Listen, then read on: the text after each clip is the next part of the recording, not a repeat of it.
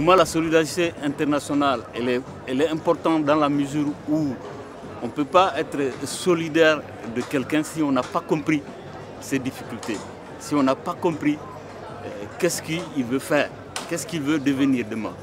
À partir de là, on peut être solidaire de la lutte de quelqu'un, sans forcément prendre sa place, mais en lui donnant les moyens de faire ce travail-là. Et c'est ce que ATTAC et l'ensemble des associations comme le CCFD, le CRIR et la FASTI il fait aujourd'hui. Et d'ailleurs, c'est grâce à eux que nous, on est partis pour la première fois manifester en Afrique, faire une caravane de Bamako à Dakar. Aujourd'hui, on lutte pour la libre circulation et d'installation. Quand tu dis liberté de circulation et d'installation pour tous, ça fait peur à tout le monde. Donc moi, j'aimerais qu'on essaye de travailler sur la justice sociale.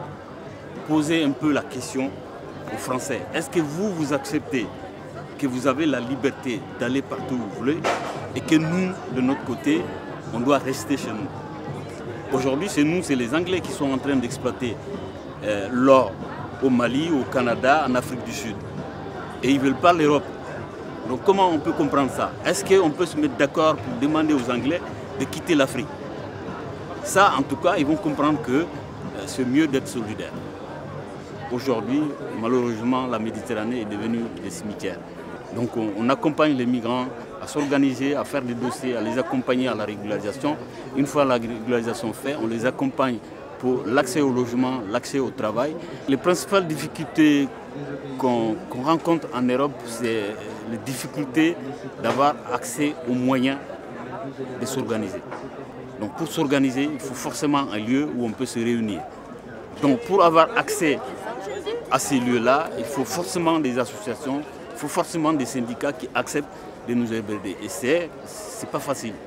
Mais le peu de terrain qu'on a aujourd'hui, c'est notamment ce genre de rassemblement, on est fiers d'être là en fait.